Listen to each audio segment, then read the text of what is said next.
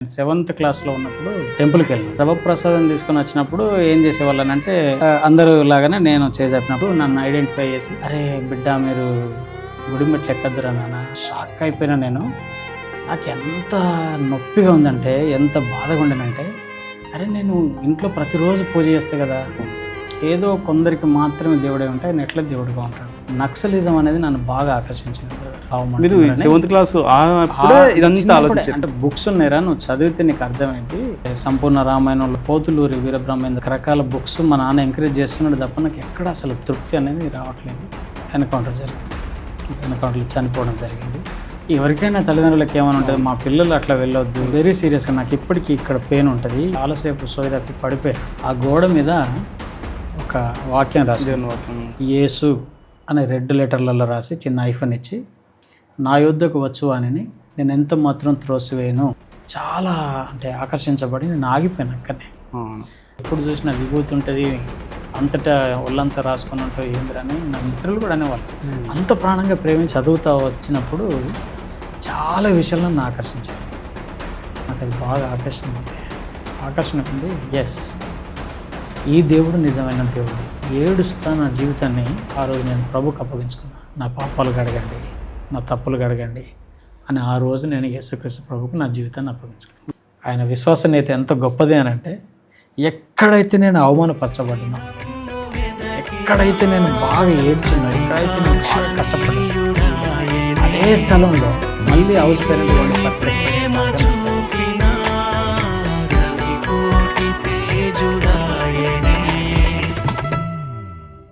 Praise లాడనా. Village సేవలు ఎంతో గొప్పవి, ఎందుకంటే వాళ్ళకి సదుపాయాలు ఉండయి. వాళ్ళ మినిస్ట్రీలో ఉండే వాళ్ళు సహకరించారు. వీడు అన్నిటి తట్టుకొని ముందుకు సేవ చేస్తూ ముందుకెళ్తారు. కాబట్టి వాళ్ళందరినీ, వాళ్ళ యొక్క టెస్టిమోనీస్ని నేను అనేకులకు పరిచయం చేయాలనే ఉద్దేశంతో ఈ ప్రోగ్రామ్ స్టార్ట్ చేయడం జరిగింది. మీ గురించి కూడా తెలుసుకున్నప్పుడు మాకు ఎంతో ఆశ్చర్యం అనిపించింది. నక్సలైట్ నుంచి మీరు రావడము, మీరు ఆసిఫాబాద్లో పరిచయం చేయడము, మహారాష్ట్ర బార్డర్లో చేయడము, అవన్నీ తెలుసుకున్నాక ఎంతో ఆశ్చర్యం అనిపించింది. మీరు అంటే దీనికి ఒప్పుకున్నందుకు ఎంతో కృతజ్ఞతలు అన్న. Thank you so much. మీరు మీ బాల్యం ఎట్లా జరిగిందన్న? మీ బాల్యం మీరు ఎట్లా పెరిగారు? మీ ఫ్యామిలీ ఎట్లా ఉండేది? దాని గురించి ఒకసారి చెప్పండి. మంచిది, చాలా చాలా సంతోషం. మీ కన్సర్న్ కొరకు చాలా చాలా వందనాలు. Thank you. చాలా మంచి ప్రయత్నం మీరు చేస్తున్నారు. మమ్మల్ని ఆహ్వానించినందుకు మాకు ఎంతో సంతోషంగా ఉంది. మాదే లేదు. నా బాల్యం అంతా ఇక్కడ బెల్లంపల్లి మండలం చాకపల్లి విలేజ్లో జరిగింది. మేము అంటే హిందూ బ్యాక్గ్రౌండ్లోనే పుట్టి పెరిగినాము. మా ఇంటి వాతావరణం అంతా ఎట్లా ఉండేదంటే, ఒక భక్తి వాతావరణం లాగా ఉండేది. నా బాల్య దినాలు అట్లా గడిచేవి. ఆ రోజుల్లో మా విలేజ్కి అంటే నక్సలిజం అనేది చాలా సర్వసాధారణం. ఆ రోజులు వస్తా పోతా ఉండేవాళ్ళు, అలాగా జరిగేటి. మేము చిన్నప్పుడు స్కూల్కి వెళ్ళిన తర్వాత కూడా ఇంటికి వచ్చినప్పుడు సాయంకాలం సమయాలలో వాళ్ళు వస్తా పోతా ఉండేవాళ్ళు. మా విలేజ్ నక్సలైట్స్ వస్తూ ఉండేవాళ్ళు. వాళ్ళ ఇన్ఫ్లుయెన్స్ ఉండేది. దినాల్లో పెరిగిన యవ్వన పిల్లల మీద వాళ్ళ ఇన్ఫ్లుయెన్స్ ఉండేది. ముఖ్యంగా మా ఫ్యామిలీ అయితే ఒక భక్తి వాతావరణంలోనే ఉన్నాం. అంటే ప్రతిరోజు కూడా ఏదో ఒక రకమైన పూజ ఇంట్లో జరుగుతూనే ఉంటుంది.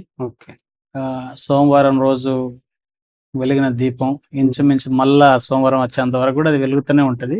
అలాంటి ఒక భక్తి కలిగిన కుటుంబంలో పెంచబడ్డాం. ఎంతమంది ఫ్యామిలీ మెంబర్స్ ఎంతమంది ఉంటారు? మాకు ఒక అక్క, 2 తమ్ముళ్ళు, నలుగురం. ఇది మా కుటుంబం అంటే నేపథ్యం. నాన్న సింగరేణి పని చేసేవాళ్ళు, సింగరేణిలో పనిచేసేవాళ్ళు. చిన్నప్పుడు బాల్యంలో నాకు అంటే బుక్ రీడింగ్ అనేది నాకు హ్యాపీగా ఉండేది. పుస్తకాలు ఎక్కువ చదివే అలవాటు ఉండేది. ముఖ్యంగా అంటే నాకు భక్తి భావన అనేది ఎక్కువ. అట్లా టెంపుల్స్కి వెళ్ళడము, ఫ్రెండ్స్ తోటి వెళ్ళడం. బుక్స్ అంటే అన్ని రకాల బుక్స్ చదివాను. అంటే అన్ని రకాల బుక్స్ చదివేటువంటి అలవాటు ఉండేది. కొంత అంటే భక్తి సాహిత్యం ఎక్కువ నాన్న తీసుకొచ్చి ఉంచేవాడు. దాన్ని కూడా ఎక్కువ చదివేటువంటి. తల్లిదండ్రులు కూడా ఎక్కువ భక్తిలో ఉండేవాళ్ళు. మా నాన్న కూడా పూజలు ఇలాంటివి ఎక్కువ జరుగుతూ ఉండేవి. మీ కాలేజ్ డేస్ అంటే స్కూలింగ్ అంతా బెల్లంపల్లిలో జరిగిందా? స్కూల్ చాకపల్లిలోనే. స్కూల్ 7th క్లాస్ వరకు మాకు సొంత ఊర్లోనే ఉండేది. కాలేజ్ కాలేజ్ వచ్చేసి మళ్ళీ అంటే హైయర్ ఎడ్యుకేషన్స్కి నేను ఆసిఫాబాద్కి వెళ్ళిన హాస్టల్లో ఆ! స్టడీ జరిగింది. ఆ! మీరు అన్య కుటుంబం నుంచి ఎందుకు ఎట్లా మారిండ్రన్న? అయితే దీనికి పునాది, నేను మారడానికి పునాది ఏంటిదంటే బ్రదర్, నేను 7th క్లాస్‌లో ఉన్నప్పుడు మా చెల్ల, మా ఫ్రెండ్స్ మేమంతా కలిసి టెంపుల్‌కెళ్ళినాం. మా ఓకే. విలేజ్‌లో ఉన్న టెంపుల్‌కెళ్ళినాము. ఆ రోజు మా ఊర్లో రామనవమి జరుగుతుంది. హ్మ్. ఆ టెంపుల్‌కెళ్ళినాము. మేము తీసుకొనెళ్ళిన ఆ పూజ పాత్రలన్నీ పంతులు గారి దగ్గర పెట్టేసినాము. పెట్టేసి బయటికొచ్చి పిల్లలు మేమంతా, మా ఫ్రెండ్స్ అందరు, క్లాస్‌మేట్స్ అందరూ కలిసిన తర్వాత మేమంతా హడావుడిగా ఆడుకుంటా ఉన్నాం. హ్మ్. అయితే పలహారం పంచిపెట్టడానికి పెద్దవాళ్ళు వచ్చి పలహారాలు పంచితే, పిల్లలం గదా! 7th okay. క్లాస్ చిన్న పిల్లలం ఓకే. కాబట్టి 7th క్లాస్‌లో. ఆ! హ్మ్. టైం అది. పలహారం పంచితే అందరం గూడా వెళ్లి తీసుకున్నాము. తీసుకొని తర్వాత మళ్ళీ రెండోసారి గూడా మళ్ళీ పంచడానికొచ్చినప్పుడు హ్మ్. రవ్వ ప్రసాదం అని పంచేవాళ్ళం మా హుహు. విలేజ్‌లో. హ్మ్. ఓకే. రవ్వ ప్రసాదం తీసుకొనొచ్చినప్పుడు ఏం చేసేవాళ్ళనంటే, అది వేడి వేడిగా ఉంటది. హ్మ్. వాళ్ళు ఇట్లా తీసి ఇట్లా చేతులతో 2 వేళ్ళతో తీసి మా చేతికిట్లా రాసేవాళ్ళు. ఆ! ఓకే. అయితే ఏటకర్ల ఒక పెద్ద మనిషి, ఆయన అలాగా పంచుతా ఉన్నప్పుడు నేను మా ఫ్రెండ్స్ అందరితో పాటు నేను గూడా వెళ్ళిన. వెళ్ళి అందరూ లాగానే నేను చేజాపినప్పుడు ఆయన తీసి ఇట్లా రాసేటప్పుడు నన్ను ఐడెంటిఫై చేసి, "అరే! నువ్వు ఎవరి కొడుకువు బాబు" అని అన్నప్పుడు, "ఆ! తాతయ్య నేను చంద్రయ్య కొడుకును" అంటే, "అరే! బిడ్డ మీరు గుడిమెట్లు ఎక్కద్దురా నాన్న" హ్మ్. అని అన్నారు. అన్నప్పుడు నా క్లాస్‌మేట్స్ అంతా నా పక్కనున్నారు. మా చెల్లె గూడా ఉంది. మా క్లాస్‌మేట్స్ అందరూ. షాక్ అయిపోయినా నేను. హ్మ్. ఓహో! నేను గుడిమెట్లు ఎక్కకూడదా? అని జెప్పేసి చాలా బాధనిపిచ్చి కిందకొచ్చి కొంత పెద్దవాళ్ళు ఉంటే వాళ్ళని అడిగాను నేను. తాతయ్య మనం అంట గుడిమెట్లు ఎక్కకూడదంట గదా! అనంటే, సర్లేరా నువ్వు ఇంటికెళ్ళు. ఇంటికెళ్ళినాక నేను జెప్తాము అని అన్నారు. నాకెంత నొప్పిగా ఉందంటే, ఎంత బాధగా ఉండేనంటే, అరే! నేను ఇంట్లో ప్రతిరోజు పూజ చేస్తా గదా! ఈ గుళ్ళో ఉన్న దేవుడు, మా ఇంట్లో ఉన్న దేవుడు గూడా ఒక్కటే గదా! అవును. ఎందుకు నన్నక్కడ ఎక్కకూడదన్నారు అని జెప్పేసి కొంచెం పెయినుండి ఇంటికొచ్చిన తర్వాత అమ్మని గూడా అడిగిన. మా అమ్మని అడిగిన. అమ్మ అసలేంది ఇక్కడ మన ఇంట్లో పూజ చేసే దేవుడు, ఆ గుళ్ళో ఉన్న దేవుడు ఒకటి గాదంటే, "ఒక్కటే బిడ్డ" అనన్నది. హ్మ్. మరి మనం అక్కడ ఎక్కకూడదంట, ఎళ్ళకూడదంట గదా! అనంటే, "నాకు తెలియదురా, డ్యాడీని అడుగు" అని అన్నది. అన్న తర్వాత మా డ్యాడీని అడిగితే, మా డ్యాడీ గూడా నాకు సరిగ్గా ఏం సమాధానం చెప్పలేదు. హ్మ్. చెప్పక బుక్సు నాకు కొంచెం ఎంకరేజ్ జేసి ఇచ్చిండు. చదువుతూ ఉన్నా గానీ, ఆ రోజు నుంచి నాకెందుకో ఒక ప్రశ్న నా మనసులో ఎప్పుడు ఉండేది. హ్మ్. అసలు ఏంటి దేవుడు అనంటే, అందరికి దేవుడే ఉండాలి గానీ, అవును. ఏదో కొందరికి మాత్రమే దేవుడై ఉంటే ఆయన ఎట్లా దేవుడుగా ఉంటాడు? దేవుడనే వాని దగ్గర భేదం అనేది ఉండకూడదు గదా! హ్మ్. అనే తలంపు నన్ను బాగా అంటే ఆలోచింపజేసింది.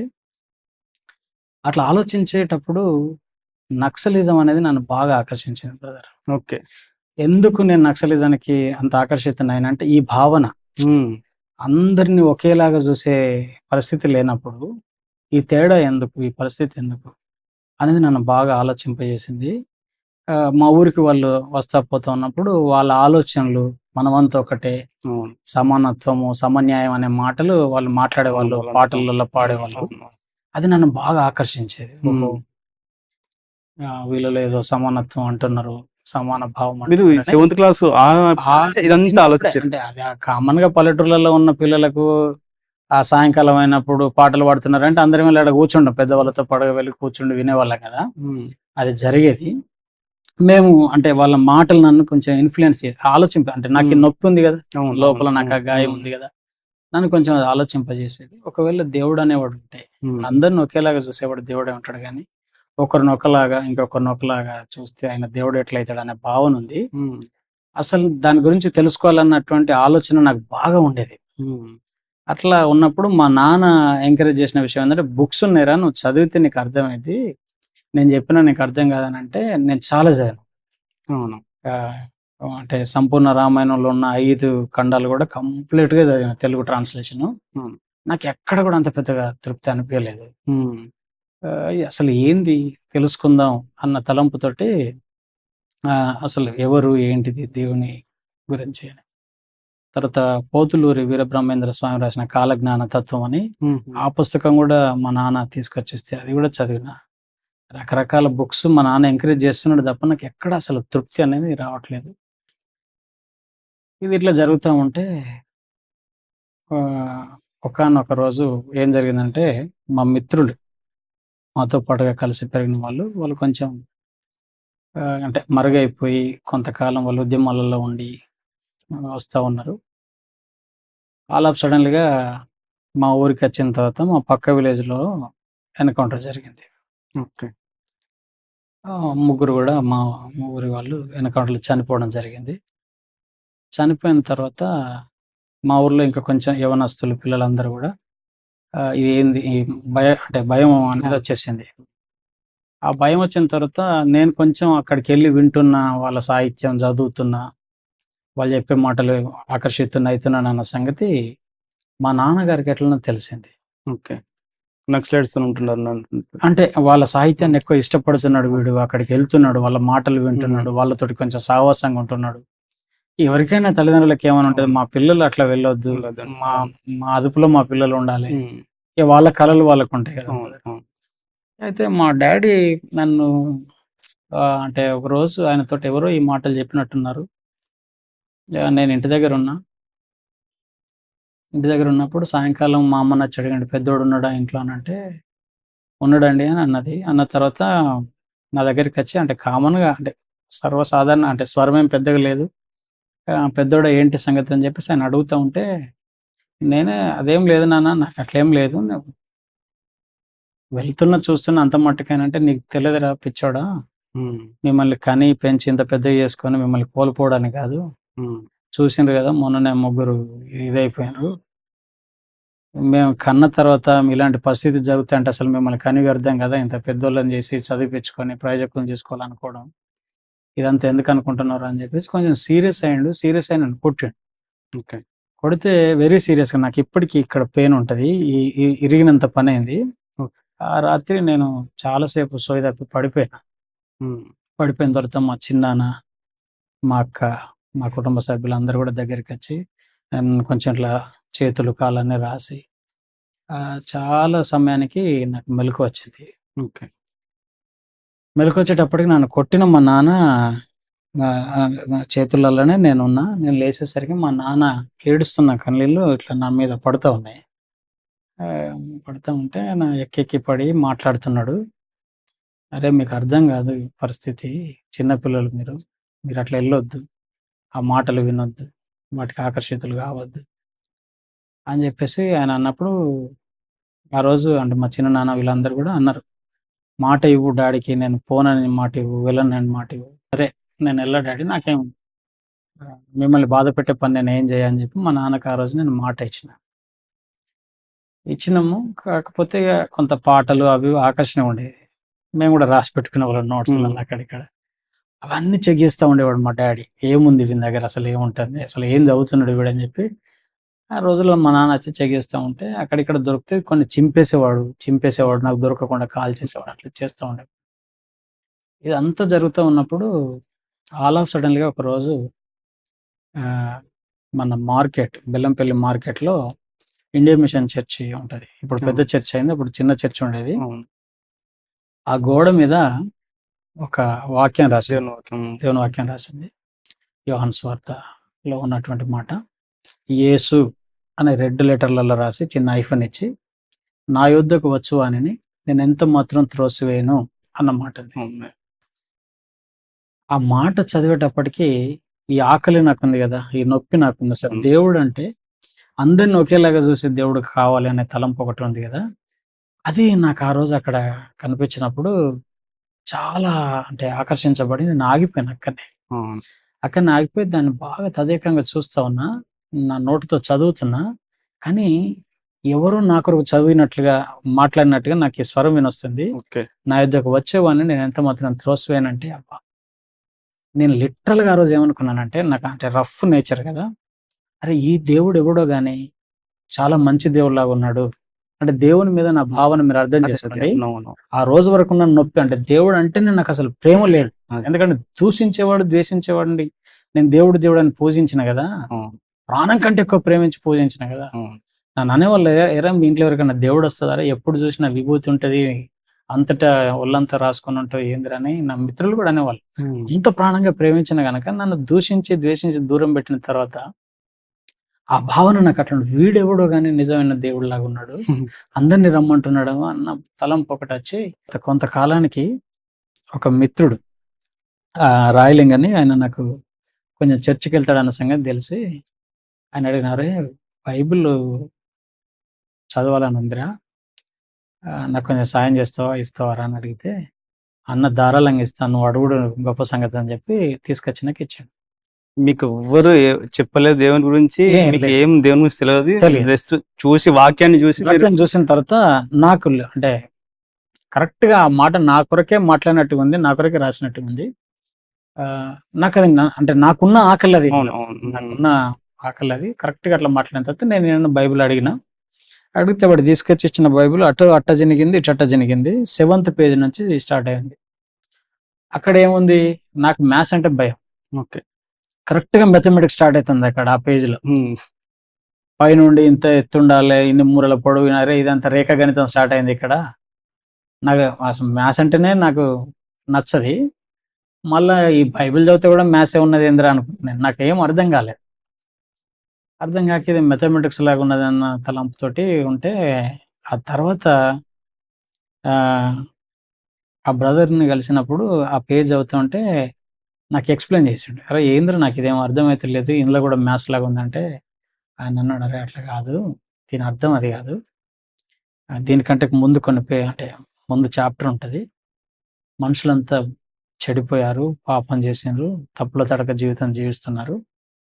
అయితే దేవుడు ఏం చేసిండంటే ఒక 40 దినాలు ఒక జడివాన వర్షం లాగా వచ్చేసి ఆ సృష్టి అంతా కూడా మారిపోయి మళ్ళీ ఒక్క నీతిమంతం ద్వారా మళ్ళా సృష్టి అనేది రీగా స్టార్ట్ చేసిండ్రా.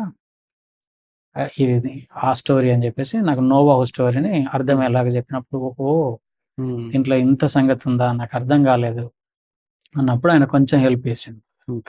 ఆయన హెల్ప్ చేసిన తర్వాత నేను అప్పుడు కొంచెం అంటే చదువుతా ఉంటే ఆయన ఏమన్నాడంటే, అరే నీకు పాత నిబంధన, బైబిల్లో 2 భాగాలు, ఒకటి పాత నిబంధన, ఒకటి కొత్త నిబంధన అంటాం. పాత నిబంధన నీకు అంత తొందరగా అర్థం కాదురా, యేసు ప్రభు వారి గురించి నీకు అంటే సూటిగా తెలియాలంటే కొంచెం కొత్త నిబంధన చదివితే నీకు ఐడియా వస్తుందిరా అని మెల్లగా నన్ను ఏం చేసినంటే న్యూ టెస్టిమెంట్ చదివేలాగా ఎంకరేజ్ చేసినప్పుడు, అది చదువుతా వచ్చినప్పుడు చాలా విషయాలు నన్ను ఆకర్షించినాయి. మీకు ఇంతకుముందు చదివినవి ఏవి కూడా మీకు నన్ను అనిపించలేదు? అంటే నేను చదివింది సాధారణమైన పుస్తకాలు కాదు, విప్లవ రచయితలు రాసిన ప్రతి పుస్తకాన్ని నా పర్సనల్ లైబ్రరీలో ఉండేది. మా ఫ్రెండ్స్ అంతా ఆటలలో ఉంటే నేను పుస్తకాలు చదువుతూ ఉండేవాడిని. మా మిత్రులందరూ ఏంటంటే ఏదో ఒక స్పోర్ట్స్లో ఉండేవాళ్ళు, నాకు అసలు ఏ స్పోర్ట్స్ తోటి నాకు అసలు టచ్ ఉండేది కాదు, పుస్తకాలే చదివేవాడిని. దాంట్లో భక్తి పుస్తకాలని, జనప్రియ పబ్లికేషన్స్ తెనాలిలో దొరికిన ప్రతి పుస్తకం నా లైబ్రరీలో ఉండేది బ్రదర్, మీరు నమ్ముతారా? ఓకే, జనప్రియ పబ్లికేషన్స్ తెనాలిలో దొరికే ప్రతి పుస్తకం, కేటలాగులో ఏ బుక్స్ ఉన్నాయో అవన్నీ తెప్పించుకునేవాడు. మా పోస్ట్ మ్యాన్ ఆశ్చర్యపడేవాడు, అరే ఇన్ని పుస్తకాలు నీకు వస్తాయిందని ఆయన తీసుకొచ్చి ఇవ్వడానికి ఆయన విసిగిపోయేవాడు. ఎవ్రీ వీక్ ఏదో ఒక కొత్త పుస్తకం నాకు వస్తుంది, అది విపిపి ద్వారా వస్తుంది. కొన్నిసార్లు డబ్బులు పుస్తకం వచ్చినాక నేను కట్టాలి, కొన్నిసార్లు ముందే మనీ ఆర్డర్ చేస్తే తర్వాత బుక్స్ వస్తాయి, విపిపి వస్తాయి, బుక్ పోస్ట్ వస్తాయి. ఆయన ఆశ్చర్యపడేవాడు, అరే నువ్వు చదివేది 6th class 7th class 8th class స్టాండర్డ్కి వచ్చినావు, ఇన్ని పుస్తకాలు ఏంది అని చెప్పేసి ఆయన ఆశ్చర్యపడేవాడు. జనప్రియ పబ్లికేషన్స్ లో ఆ కేటలాగ్ లో ఎన్ని ఉన్నాయి అన్ని చదివాను. ఇది అంటే నాకు ఉన్న ఆ బుక్ నాలెడ్జ్ నాకు ఎక్కువ ఉంది.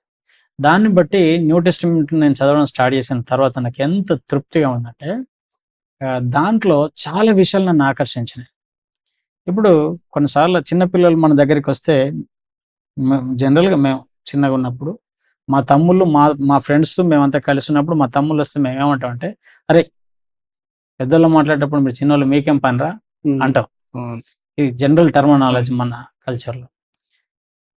కానీ మా పరిస్థితి, నేను బైబిల్లో వెతుకుతున్నప్పుడు నాకు దొరికిన పరిస్థితి, చిన్న బిడ్డలు వస్తే ఈ దేవుడు అరే రానియండి వాళ్ళని అని చెప్పి వాళ్ళని ఎత్తుకొని వాళ్ళ తలలు ముట్టి వాళ్ళ తలల మీద చేతులుంచి ఆస్వాదిస్తా ఉన్నాడు అన్న విషయం చదివితే నాకెంతో ఆకర్షణగా, ప్రజలు కాపురలేని గొర్రెల్లాగా వాళ్ళ ఆకలితో వాళ్ళు అలమటిస్తున్నారు అన్న సంగతి ఆయనకు అర్థమై, ఎవరో చిన్న బాబు తీసుకొని వచ్చిన 2 చిన్న చేపలు 5 రొట్టెలు తీసుకొని వస్తే 5,000 మందికి ఆహారం పెట్టి వాళ్ళ సాధక బాధకాలు చూస్తా ఉన్నాడు. మళ్ళా అంటే అణిచివేయబడ్డ వాళ్ళు, అణగారినటువంటి ప్రజల దగ్గరికి వెళ్ళిపోయి వాళ్ళతో కూర్చొని భోజనం చేస్తున్నాడు. ఓ సందర్భం వస్తే ఒక స్త్రీతో మాట్లాడుతూ ఉన్నప్పుడు ఆమె చెడ్డ స్త్రీ అన్న సంగతి ఈజీగా పట్టేసి చెప్తా ఉంటే ఆమెంతటా ఆమె మార్పు చెంది ఊరందరిని కూడా తీసుకొని వచ్చి ఆ రక్షణకు కారణమైన ఆ సంగతి.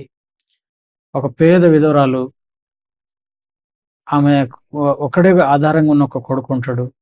ఆ కొడుకు చనిపోయి ఆల్మోస్ట్ శ్మశాన వాటిక దగ్గర తీసుకొని వెళ్తా ఉంటే ఈయన నెమ్మదిగా ఇట్లా పాడ మీద చేసిన వెంటనే ఆ బాబు లేచి కూర్చొని ఆ కుటుంబానికి ఎంత ఆదరణ దక్కింది. లెప్రసీ తోటి బాధపడే వాళ్ళు ఎక్కడో ఊరు వెలుపల వాళ్ళు బాధపడతా ఉంటే ఈయన ఆ దారి గుండా వెళ్తా ఉన్నప్పుడు వాళ్ళు అడుగుతారు, అయ్యా మీకు ఇష్టమైతే మమ్మల్ని కొంచెం బాగు చేయగలరా, భార్య పిల్లలకు దూరం అయిపోయి మేము ఎక్కడెక్కడో బిక్కు అనుకుంటా ఈ ఊరు చివరిని ఉంటున్నాం అని వాళ్ళు అడిగితే, నాకు ఇష్టమే, మీరు శుద్ధులు గండి అని అనాలి. వాస్తవానికి దూరం నుంచే తతస్తు అంటారు కదా, అట్లా అనాలి. ఈయన అట్లా అనే దేవుడు కాదు. ఈ దేవుడు ఎంత అద్భుతమైన దేవుడు అంటే వాళ్ళ దగ్గరికి వెళ్ళి నాకు ఇష్టమే శుద్ధులు గండి అని వాళ్ళ చేతులు తాకి వాళ్ళని లేపినప్పుడు వాళ్ళ శరీరాలు పసిపిల్లల దేహాల్లాగా మారిపోయినాయి అని చెప్పేసి చూసినప్పుడు నాకు అది బాగా ఆకర్షణ ఉండే. ఎస్, ఈ దేవుడు నిజమైన దేవుడు, ఈ దేవుడు నిజమైన దేవుడు అని చెప్పేసి నేను రియలైజ్ అయ్యి ఇంకా కొంచెం ఎక్కువ తెలుసుకోవాలని చెప్పి నా మిత్రుడు రజనీ తోటి నేను ఎక్కువ డిస్కషన్ చేస్తూ ఉండేవాడిని. ఆయన కూడా నాలాగనే చదివేవాడు, పుస్తకాలు చదవడం ఆయనకి ఇష్టంగా ఉండేది. అయితే ఒకరోజు మా మధ్యలో ఒక ప్రశ్న, అంటే ఇంతకాలం నేను వెంబడిస్తున్నా చదువుతున్నా తప్ప నేను బోల్డ్గా అంటే యేసు ప్రభువుని నా సొంత రక్షకునిగా అంగీకరించలేదు. కాకపోతే నాకు అర్థమవుతుంది, నార్మల్ బుక్స్ నార్మల్ బుక్స్ అయినట్టు చదువుతున్నా కానీ నాకు అంటే సొంత రక్షకునిగా నేను ఇంకా ఆయన అంగీకరించాలి. ఈ రోజుల్లో ఏం జరిగిందనంటే బెల్లంపల్లిలో మీటింగ్స్ జరుగుతున్నాయి, క్రైస్తవ మీటింగ్స్ జరుగుతూ ఉంటే ఏదో పాంప్లెట్ నాకు దొరికింది. దాన్ని తీసుకొని వెళ్ళిపోయి ఓహో మీటింగ్స్ అంటే మనం వెళ్తే బాగుంటుందేమో అని చెప్పి నేను మా మిత్రులు కలిసి వెళ్ళిన తర్వాత ఆయన బ్రాహ్మణ బ్యాక్గ్రౌండ్ నుండి వచ్చిన దైవజనుడు ఆ రోజు వాక్య పరిచర్య చేస్తున్నాడు. ఆయన వేదాల్లో నుండి కూడా కొన్ని విషయాలు మాట్లాడుతుంటే నాకు ఆకర్షణగా ఉండే, ఓహో వేదాల్లో కూడా ఈ విషయాలు ఉన్నాయో మాకు తెలియలేదే అని చెప్పేసి మేము అనుకున్నాం. ఆయన ఒక 3 ప్రశ్నలు ఈరోజు నేను మిమ్మల్ని అడుగుతాను, రేపు కూడా మనకు మీటింగ్ ఉంటుంది, మీరు రండి అని అన్నాడు. అన్న తర్వాత 3 ప్రశ్నలు ఏంటిదనంటే, దేవుడు అని మనం ఎవరినైనా అనుకుంటే ఆయన ప్రేమించేవాడా ద్వేషించేవాడా, ఒకవేళ దేవుడు అనే వ్యక్తి ఉంటే ఆయన పరిశుద్ధుడా పాపాత్ముడా, దేవుడు మృత్యువును జయించినవాడా. ఈ 3 ప్రశ్నలు వేసి ఆయన లాస్ట్కి ఏమన్నాడంటే, ఈ 3 లక్షణాలు ఏ ఒక్కరిలో ఉంటాయో ఆయనే నిజమైన దేవుడని నేను నమ్ముతా బ్రదర్, మీరు కూడా నమ్మాల్సిందే, మీరు చెప్పాలి అని ఆ రోజుకు ఆ సభ ముగించాడు. మేము ఇంటికి వెళ్ళిన తర్వాత మేము చాలా ఆలోచించడం ప్రారంభం చేసినాం. అసలు ఎవరు పరిశుద్ధుడుగా ఉన్న దేవుడు ఎవరు, పాపం లేకుండా ఉన్న దేవుడు ఎవరైనా ఉన్నారా అని నేను అంటే మనసారా నేను ఆరాధించి పూజించిన దేవుళ్ళ సంగతులన్నీ రాసుకుంటూ వస్తున్నా, చూస్తున్నా, కరెక్షన్ చేసుకుంటున్నా. ఈ 3 లక్షణాలలో ఈయన టాలీ అవుతాడా, ఎవరు వస్తారు అని చెప్పి నేను ఇప్పటి వరకు ఆరాధన చేసినటువంటి ఆ దేవుళ్ళ సంగతిని నేను చూస్తూ వస్తే ఒక్కరిలో కనిపించవు. ఒకటి ఉంటే ఒకటి ఉండదు. ఒకవేళ ఆ దేవుడు పరిశుద్ధుడిగా ఉంటే మృత్యువుని జయించిన వాడుగా ఉండడు, మృత్యు అయిపోయి ఉంటాడు.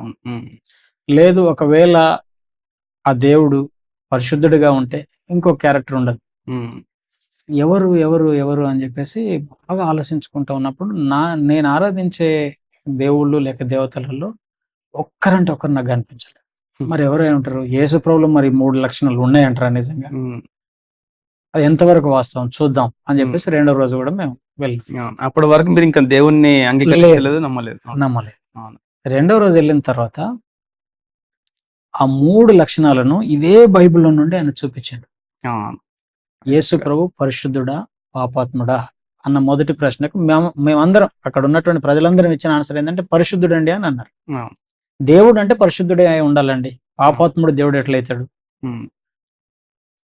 అని అంటే నిజమే, పరిశుద్ధుడే ఉండాలి. మరి ఎవరు మేము అనుకునే దేవుళ్ళు కాదన్నప్పుడు యేసు ప్రభు ఎట్లా పరిశుద్ధుడో అనే ప్రశ్న వచ్చినప్పుడు ఆయన ఎంతో చక్కగా దినం ఎక్స్ప్లెయిన్ చేసిండు. సెకండ్ డే రోజు ఆయన చెప్తా వచ్చిండు. ఏమన్నాడంటే ఆయనలో పాపం లేదు, ఆయన పాపం మెరుగడు, ఆయన పాపం చేయలేదు అనే మాటలు చూపించి ఆయన పరిశుద్ధత గురించి, ఆయన జననం, ఆయన జీవితం, ఆయన మరణం, ఆయన పునరుత్థానం అన్నింటిలో కూడా పరిశుద్ధతే తప్ప పాపం అనేది ఎక్కడ లేదు. ఈ భూమి మీద ఒకే ఒక్క దేవుడు, ఈ భూమి ఉద్భవించింది మొదలుకొని ఈ రోజు వరకు ఒకే ఒక్క దేవుడు, నాలో పాపం ఉన్నదని మీలో ఎవరైనా నిరూపించగలరని సూటిగా ప్రశ్నించిన ఒకే ఒక్క దేవుడు యేసు ప్రభు తప్ప ఇంకా ఏ దేవుడు లేడు. ఇలాంటి ప్రశ్న అడగలేదు. ఆ రోజు వేలాది మంది శత్రువుల మధ్యలో ఈ ప్రశ్న ఉత్పన్నమైంది. ఆ రోజు నుంచి ఈ రోజు వరకు ఆయనలో తప్పులు వెతుకుతున్న వాళ్ళే ఉన్నారు.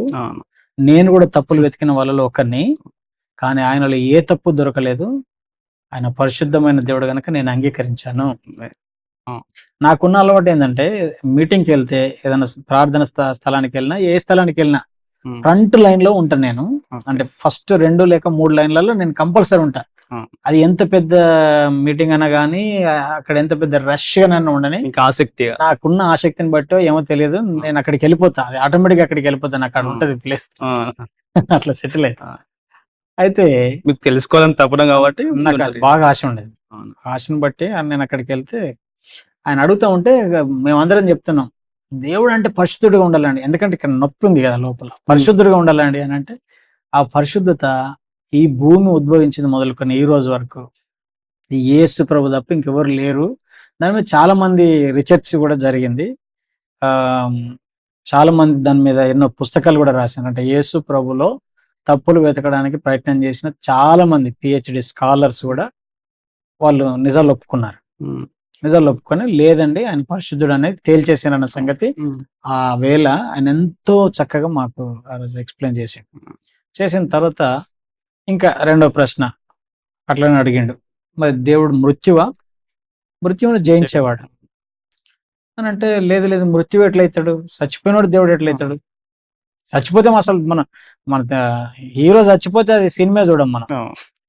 మన హీరో బతికుండాలి, మన హీరో అసలు చచ్చిపోయిన తర్వాత కూడా బతికొచ్చి కనబడాలి. బాగా దెబ్బలు తిన్నాక కూడా మళ్ళీ లేచి విలన్ కొట్టాలి. అది మన కాన్సెప్ట్. అట్లా అదేనల్లా అసలు దేవుడు అని అంటే మృత్యువును జయించినోడు దేవుడు అవుతాడు, కానీ మృత్యువు ఎట్లా దేవుడు అవుతాడు? మృత్యువును జయించినోడేనండి అని అన్న తర్వాత ఆయన అసలు ఎవరు, నాకు తెలిసిన నేను అన్వేషించిన దేవుళ్ళలో ఎవరు కూడా చావును జయించి తప్పించుకున్న లేరు. మృత్యువును జయించి అమృతత్వంలోనికి దాటినోడు ఒక్కళ్ళు లేడు నాకు నేను ఆరాధించిన దేవుళ్ళలో. అప్పుడు మరి యేసు ప్రభు ఎట్లా అనేది నా ప్రశ్న. అసలు యేసు ప్రభు మీరు ఎట్లా చెప్తారండి ఆయన మృత్యువును జయించిన వాడు అని చెప్పేసి అంటే, ఆయన ఎంతో చక్కగా చెప్తా ఉంటాడు. ఆ రోజు జరిగిన సంఘటనలు, యేసు ప్రభు ఈ లోకానికి ఎందుకు రావాల్సి వచ్చింది, ఆయన ఎందుకు చనిపోవాల్సి వచ్చింది, చనిపోయిన తర్వాత ఆయన 3వ దినాన్ని ఎలాగ తిరిగి లేశాడు, ఆ విషయాలన్నీ మాట్లాడుకుంటూ వచ్చాడు ఆ రోజు. తర్వాత యేసు ప్రభు చనిపోయి లేచిన తర్వాత జరిగిన ఆ ఉదంతాలన్నీ కూడా ఎవరెవరికి కనిపించుకుంటూ వచ్చాడు, ఎవరెవరు దాన్ని ప్రూఫ్ చేసుకుంటూ వచ్చారు. అరిమత్తయి యోసేపు ఆయన గవర్నమెంట్ అధికారి, ఆయన సొంత స్థలాన్ని ఇస్తూ ఉంటాడు. ఆయన అక్కడ విట్నెస్ గా ఉన్నాడు. పిలాతు విట్నెస్ గా ఉన్నాడు, పిలాతు భార్య విట్నెస్ గా ఉన్నది, సెంచూరియన్ విట్నెస్ గా ఉన్నాడు. సెంచూరియన్ తో పాటు ఆ రోజు డ్యూటీ చేసిన ఆ పోలీసులందరూ కూడా విట్నెస్ కింద ఉన్నారు. స్త్రీలు విట్నెస్ గా, స్త్రీలు చాలా బలహీనులు, వాళ్ళు కూడా చెప్తున్నారు లేదు ప్రభు శరీరం లేదు, ప్రభు కనబడ్డాడు, మాకు మాట్లాడాడు. ఎంఐ గ్రామంలో 2 శిష్యులు వెళ్ళి మాట్లాడుకుంటూ ఉంటే, వీళ్ళు ఏం మాట్లాడుతున్నారు, దేని గురించి మాట్లాడుతున్నారు అని చెప్పేసి 3వ వ్యక్తిగా అందులోకి వచ్చేస్తాడు ప్రభు. వాళ్ళిద్దరి మధ్యలో డిస్కషన్ మాట్లాడుతూ ఉంటే, అయ్యో నీకొక్కనికే తెలియదా నజరేయుడు అనేవాడిని ఇట్లా చేశారు అది ఇది అని అనుకుంటే మాట్లాడితే, ఆయన ఆ మార్గంలో మాట్లాడుకుంటూ వచ్చేస్తాడు. అరే మీరు చూస్తూ ఉంటే ఇంకా కొంచెం దూరం వెళ్ళేలాగా అనిపిస్తున్నారే, రండి మా ఇంటికి రండి, కొంచెం భోజనం చేసి వెళ్తారు, కానీ రాత్రి అయిపోయింది కదా అని అంటే అక్కడికి వెళ్తారు. వెళ్ళి భోజనం ఏర్పాటు చేసిన తర్వాత యూదుల కల్చర్ ప్రకారం రొట్టె విరుస్తారు. ఎప్పుడైతే ఈయన రొట్టె విరుస్తాడో అప్పుడు వీళ్ళ కళ్ళు తెరబడతాయి. ఉమ్, ఆయన ప్రభు సుమి అనే లోపు వాళ్ళ మధ్యలో నుండి అంతర్ధానమై వెళ్ళిపోతాడు. ఉమ్, అప్పుడు వీళ్ళు షాక్ అయిపోతారు, అరే ఏంటిది, ఉమ్, ఆయన దారి వెంట మనతో మాట్లాడుతున్నప్పుడు మన హృదయాలు మండలేదా? మోషే గురించి ప్రవక్తల గురించి ఆయన మాట్లాడుకుంటూ వచ్చినప్పుడు, అంటే ధర్మశాస్త్రాన్ని గురించి ప్రవక్తల గ్రంథాల గురించి మాట్లాడుకుంటూ వచ్చినప్పుడు మన హృదయాలు మండలేదా? ఈయన కదా మృత్యువును జయించిన వాడు, ఉమ్, చావును జయించి ఇలాగా శిష్యులకు ప్రత్యక్షం అవుతూ మాట్లాడుకుంటూ వచ్చిన దేవుడు యేసు ప్రభువే ఉమ్, అని చెప్పుకుంటూ వస్తాడు. తర్వాత మూడో ప్రశ్న, దేవుడు ప్రేమించేవాడా ద్వేషించేవాడా? ఉమ్. ఇది నాకు సంబంధించిన ప్రశ్న. మీరు ముందు నుంచి ఇదే నుంచి నాకున్న స్ట్రగుల్ అదే. అసలు దేవుడు అని అంటే ప్రేమించాలి, లీడర్ అంటే ప్రేమించాలి, అవును. తండ్రి అంటే ప్రేమించాలి. ఇది నాకు అంటే సమన్యాయము, సరి అయిన న్యాయం అనేది ఎక్కడ జరుగుతుంది అనేది నాకు, నేను ఆకర్షించబడ్డానికి కారణమైంది అది. ఇక్కడ నాకు ఒక ప్రశ్న ఏంటంటే, దేవుడు అనే కాన్సెప్ట్ వచ్చినప్పుడు కూడా ఉమ్, అసలు ఆయన ప్రేమించాలా, ఉమ్, ఆయన ద్వేషించాలా? అంటే ప్రేమించాలి అనేది మా అందరి ఆన్సర్. మరి అట్లా ప్రేమించిన దేవుడు ఎవరు అనేది కదా ప్రశ్న. ఆ రాత్రి అంతా నేను నిద్రపోక నేను రాసుకున్నా. ఉమ్, ఎవరు కూడా అంటే వాళ్ళని వాళ్ళు ప్రేమించుకున్న సందర్భాలే ఉన్నాయి గ్రంథాలలో తప్ప, ఉమ్, సామాన్య ప్రజలను ప్రేమించిన దేవుడు ఒక్కడు కనిపించలేదు. ఎంతసేపు వాళ్ళకు ఉన్నటువంటి శాపాలు, వాళ్ళ శాప విముక్తులు తప్పించి సామాన్య ప్రజల సాధక బాధకాలు పట్టించుకున్న పాపను మీరు కనిపించలేదు. ఇవన్నీ గ్రంథాలు చదివి తెలుసుకున్నారు. నాకున్న అవగాహన అది, అప్పటికి నాకున్న అవగాహన. అయితే ప్రేమించే క్యారెక్టర్ మరి యేసు ప్రభులో ఏముంది, అసలు యేసు ప్రభు ఎట్లా ప్రేమించండి అన్నప్పుడు ఇవన్నీ కూడా ఆయన చూపిస్తాడు. యేసు ప్రభులో ఆయన 10 మంది ఉన్నప్పుడు కూడా వచ్చి మాట్లాడేవాడు. ప్రజలు ఒక్కరుగా ఉన్నప్పుడు కూడా ఒంటరి సమయాలలో నికోదేము ఒంటరిగా వచ్చిండు యేసు దగ్గరికి, ఆ సమరయ స్త్రీ ఒంటరిగా వచ్చింది. ఇట్లా ఒంటరి వాళ్ళతో కూడా మాట్లాడేవాడు, స్త్రీలతో కూడా మాట్లాడదు. సమాజంలో స్త్రీలను చాలా చిన్నగా చూసిన సమాజంలో పెంచబడ్డాం మనం, కానీ స్త్రీలతో కూడా మాట్లాడేవాడు. చిన్న బిడ్డలు వస్తే కూడా వాళ్ళని దగ్గరికి తీసుకునేవాడు. వీళ్ళు పాపులు, అయ్యో ఈయన యూదుల బోధకుడై ఉండి ఇలాంటి వాళ్ళతో భోజనం చేస్తున్నాడు ఏంటి అని యేసు ప్రభువును తప్పుగా అర్థం చేసుకున్న సందర్భాల్లో ఆయన వాళ్ళతోనే భోజనం చేయడానికి ఇష్టపడి వెళ్ళేవాడు. ఇంతగా ఎవరు ప్రేమిస్తారు ఒక మనిషిని, ఒక మనిషిని ఎవరు ప్రేమిస్తారు అని యేసు ప్రభు యొక్క ప్రేమ, ఆ ఔన్నత్యం, ఆ గొప్పతనం రాత్రి మాట్లాడుతుంటే ఆ రోజు లిటరల్ గా నాలో ఏం జరిగిందో నాకు తెలియదు, కానీ ఆ మీటింగ్ జరుగుతున్న సమయంలో ఇంచుమించు కూర్చున్న స్థలంలో నుంచి నేను ఇంత ఎత్తు వరకు లేచిన ఆ ఫీలింగ్, అంటే నా హృదయం అంత తేలిక చేయబడ్డది. నా హృదయం అంత తేలిక చేయబడి ఏడుస్తా నా జీవితాన్ని ఆ రోజు నేను ప్రభుకు అప్పగించుకున్నా. ప్రభువా, ఇప్పటి వరకు నేను చాలా నీ గురించి తెలుసుకున్నాను, చాలా మట్టుకు నీ వాక్యంలో కూడా చదివి నేను చాలా విషయాలు నేర్చుకున్నాను, కానీ నా జీవితాన్ని నీకు అంటే నీకు అప్పగించుకోలేదు. ఈ రోజు నుంచి నా జీవితాన్ని నీకు సమర్పించుకుంటున్నాను, నాకు ప్రభువుగా మీరు ఉండండి, నేను పాపినని నాకు అర్థమైంది, నా పాపాలు గడగండి, నా తప్పులు గడగండి అని ఆ రోజు నేను యేసుక్రీస్తు ప్రభువుకు నా జీవితాన్ని అప్పగించుకున్నాను. గొప్ప సాక్ష్యం అన్నది. మామూలు ఈ లోకంలో ఎవరైనా కూడా ఏదైనా ఒక మిరాకిల్ చూసి, లేకపోతే వాళ్ళకున్న ఆరోగ్య సమస్యలను బట్టి, వాళ్ళకున్న సమస్యలను బట్టి దేవుని నమ్ముకొని దేవుని దగ్గర వస్తే మంచిగా అవుతుంది అనే ఉద్దేశంతో వస్తారు. కానీ మీరు మీ చిన్నతనం నుంచే అన్ని గ్రంథాలు చదివి, ప్రతి మతంలో ఉన్న గ్రంథాలు చదివి, వాటిని పోల్చుకుంటూ, వాటిని దాంట్లో ఏమున్నది, దాంట్లో ఎట్లున్నది, ఏమున్నది అని తెలుసుకొని, మీరు ఒక వాక్యం ద్వారా దాని గురించి తెలుసుకొని తపనతోనే వచ్చి దేవుళ్ళు చేయడం అంటే గొప్ప సాక్ష్యం అన్నది. మీరు దేవుని తెలుసుకున్నారు కదా, మీరు మాత్రమే తెలుసుకున్నారు. అప్పటికి మీ నాన్న వాళ్ళు పూర్తిగా హిందువులో ఉండడం, వాళ్ళు హిందువులుగానే ఉన్నారు అప్పటికి. మరి ఎట్లా యాక్సెప్ట్ చేసిరా అన్న? అంటే నేను యేసు ప్రభువును వెంబడిస్తా ఉన్న సంగతి మా అమ్మ మొదట కనిపెట్టింది.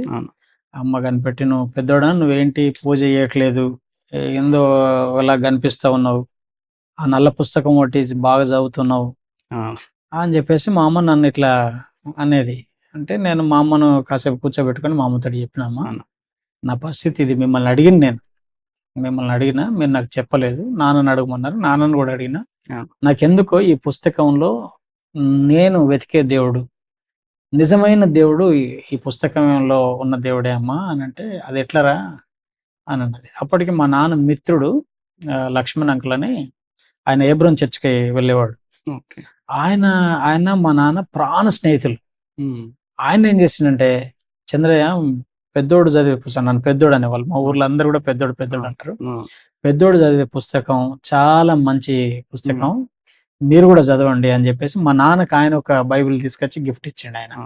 ఆయన ఇచ్చి ఆయన ఏం చేసిండంటే, "చంద్రయ్య ఒకరోజు రండి మీరు నాతోటి" అని చెప్పేసి ఆయన ఏం చేసిండంటే, లక్ష్మణ్ అంకుల్ మా నాన్నని తీసుకొని మెల్లగా చర్చికెళ్ళడం ఆ! స్టార్ట్ అయిన తర్వాత నాన్నకు అర్థమైంది. నేను ఆల్రెడీ నా జీవితం నేను ఎన్‌కౌంటర్ చేయబడుతున్నా. హ్మ్. నాన్నకు ఈ అంకుల్ ద్వారా నాన్న వెళ్తా ఉన్నాడు. హ్మ్. ఆ తర్వాత మూడో వ్యక్తిగా మా అమ్మ. అమ్మ తర్వాత ఇగ తమ్ముళ్ళు, అక్క అందరం కూడా రక్షణలోకి రావడం జరిగింది. మీరు ఏజ్‌లో ఉన్నప్పుడన్నా? ఏజ్‌లో ఉన్నప్పుడు? ఇంచుమించు నేను 13 ఇయర్స్ ఉన్నప్పుడు నేను చాలా చదవడం చిన్న. స్టార్ట్ చేసిన. హ్మ్. 14, 15 ఇయర్స్ వచ్చేటప్పటికి నా యేసు ప్రభు నా సొంత రక్షకునిగా అంగీకరించాను. ఆ! ఓకే. మీ వివాహ జీవితం గురించి. వివాహ జీవితం వచ్చేసి 2011. అప్పటికి నా జీవితంలో కొన్ని సంఘటనలు జరిగిపోయినాయి. ఏమైంది అనంటే, నాన్నకి యాక్సిడెంట్ అనేది నా జీవితంలో భయంకరమైన అవును. అంటే బాగా బాధపడ్డ విషయం అది. 17 సెప్టెంబర్ 2004లో నాన్నకు కాల అంటే విరిగిపోయింది యాక్సిడెంట్‌లో. ఆహా! విరిగిపోయిన తర్వాత మేము ఇంచుమించు ఒక 6 నెలలు హాస్పిటల్‌లో తప్ప వేరే ప్రపంచం లేదు మాకు. అవును. ఈ క్రమంలో దేవుడు ఎన్ని ఆశ్చర్యాలు, ఎన్ని అద్భుతాలంటే, నా విశ్వాసం కొంచెం పెంపొందించబడ్డానికి ఈ శ్రమలు కారణమైనవి. ఆ! నేను విశ్వాసంలో స్థిరపడ్డానికి మా కుటుంబంలో వచ్చిన శ్రమలు కారణమైనవి. ఇప్పుడు నాన్న మూలకు పడ్డ తర్వాత కుటుంబ భారం అంతా నా మీదకొచ్చేసింది. ఆ! నేనే ఇంట్లో పెద్దోడిని గనుక. పెద్దది కాబట్టి. హ్మ్. అప్పటికి అక్కకి పెళ్లయిపోయింది. హ్మ్. అక్క కుటుంబంలో ఉన్న స్ట్రగుల్స్ నేనే ఫేస్ చేయాలి. నా కుటుంబంలో ఉన్న సమస్యలు కూడా నేనే ఫేస్ చేయాలి. కుటుంబ భారం అంతా నా మీదకొచ్చేసింది. హ్మ్. నాన్నకు ఎక్కువ హెవీ బ్లీడ్ అయింది. ఆల్రెడీ కాలు పెద్ద గాయం గనక అవును. భయంకరంగా అంటే దానికి బటర్ ప్లేట్స్ ఏసిండ్రు, డ్రిల్లింగ్ చేసిండ్రు, రకరకాల ట్రీట్మెంట్ చేసిండ్రు. జూనియర్ డాక్టర్స్‌కి అదొక పెద్ద ఒక ట్రైనింగ్ టైమ్ లాగా ఉండే. ఆఖరకు కాలు ఆంప్యుటేషన్ తీసేయాల్సొచ్చింది. ఆ టైంలో నాన్నకు హెవీ రక్తం వెళ్ళిపోవడం వల్ల జాండీస్ వచ్చేసినాయి. హ్మ్. సాధారణ జాండీస్ కావు, సర్జికల్ జాండీస్ కిందకొచ్చేసినాయి. ఫిజిషియన్ డాక్టర్ పిలిచి ఏమంటాడంటే, "మీరు ఇంట్లో ఎవరైనా పెద్దవాళ్ళుంటే పిలుచుకోండి బాబు" అని అన్నాడాయన. "ఏం కాదు సార్ మీరు చెప్పొచ్చు ధైర్యంగా. నాకు చెప్పొచ్చండి" అనంటే ఆయనేమన్నాడంటే, "మీ నాన్నకు సర్జికల్ జాండీస్ వచ్చినాయి బాబు. మా కంటే గూడా ఇంకా హైయ్యర్ మెడికల్ ఇన్‌స్టిట్యూషన్‌లో మీరు అడ్మిట్‌లో ఉంచితే గూడా సరిగాకపోవచ్చు.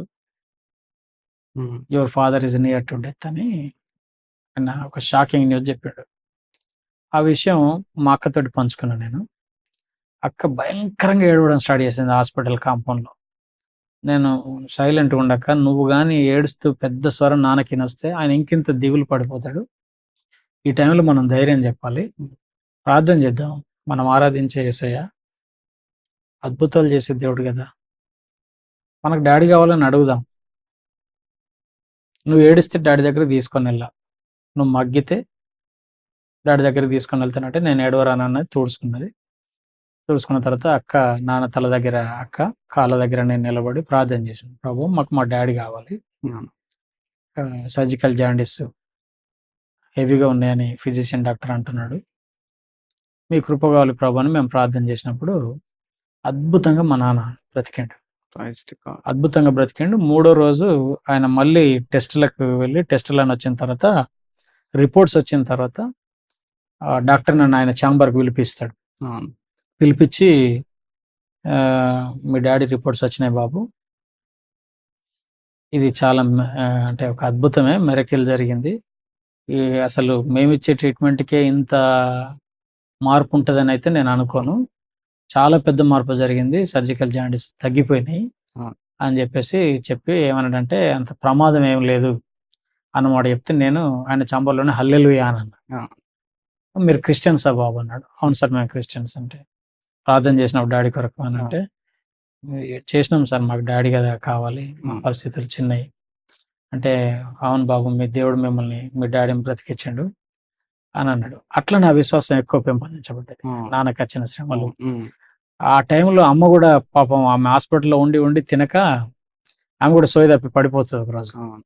పడిపోతే అదే హాస్పిటల్ ఎత్తుకొని వెళ్ళిపోతాను నేను. వెళ్ళిపోయి అప్పటికి డాక్టర్లు స్ట్రైక్ చేస్తున్నాను. జూనియర్ డాక్టర్ల స్ట్రైక్ నడుస్తుంది. ఇక 2004 అంటే మీకు ఐడియా వస్తది. ఆ టైంలో జూనియర్ డాక్టర్స్ అంతా స్ట్రైక్ చేస్తూ అసలు ఎక్కడ హాస్పిటల్ కూడా ట్రీట్మెంట్ లేదు. అయితే ఒక నర్సు, నా క్లాస్మేట్ అందులో నర్సుగా చేస్తూ ఉంటే ఇట్లా సంగతి అన్న తర్వాత పరిగెత్తుకొని వెళ్ళి అమ్మను ట్రీట్మెంట్ ఇచ్చినాం. అమ్మ కొరకు ప్రార్థన చేసినాం. అమ్మ బ్రతికి రావడం. చంద్రదత్త డాక్టర్ అయితే అమ్మ అసలు బ్రతకదు, ఆమెకి ఏం తినాలనిపిస్తే తినిపియండి, ఆమెకి ఏం తాగాలనిపిస్తే తాగిపియండి, ఆమె అంటే బ్రతికే అవకాశాలు లేవు అని అన్నారు. Very simple. మా ఇంట్లో ఉండే ఆ చిన్న కొబ్బరి నూనె తీసుకొని వెళ్ళి అమ్మకు రాసి ప్రార్థన చేసిన. ఆమె కోలుకున్నది. దానికి నేను సజీవ సాక్ష్యం. ఈ రోజు కూడా మా అమ్మ సజీవంగా మా మధ్యలో ఉన్నది. నాకు అంటే నా విశ్వాసం పెంపొందించబడడానికి ఇవన్నీ కారణాలు, అది చెప్పాలని చెప్తున్నాను. రెండోది మా అక్క ఆల్రెడీ చనిపోయింది, కోమలోకి వెళ్ళిపోయింది, హాస్పిటల్స్ అన్ని క్లోజ్. ఆ రోజు పాటి సుభద్ర గారు మా నాన్నకు మిత్రురాలు, ఆయన పొలిటికల్గా ఆయన కొంచెం యాక్టివ్గా ఉండే వ్యక్తి మా డాడీ. ఆ మేడంకి ఫోన్ చేస్తే ఎవర్రా బాబు అంటే, ఆంటీ నేను ఇట్లా చంద్రయ్య కొడుకున్నానంటే, ఓకే ఓకే సరేరా నేను వస్తున్నా అని చెప్పి హాస్పిటల్కి వచ్చింది. అక్కని చూస్తే అక్క ఆల్రెడీ అసలు ఆమెలో ఏం స్పందన లేదు. మా మేనత్త, మా నాయనమ్మ నాతో పాటు ఉన్నారు, మిగతా వాళ్ళంతా హాస్పిటల్ ఉన్నారు నాన్నతో పాటు. ఇవన్నీ శ్రమలు ఒకటేసారి 2004లో ఇట్లా ఒక అగ్యుప్తు కొలిమిలాగా నా చుట్టూ ఆవరించింది. ఆ టైంలో అక్క బ్రతకాలని అక్క కొరకు మోకరించి ప్రార్థన చేసినప్పుడు ఇంచుమించు 3 గంటలు అవుతుంది కావచ్చు తెల్లవారుజామున. అక్క ఇట్లా కనురెప్ప కొంచెం కదిలినాడు అనిపించింది.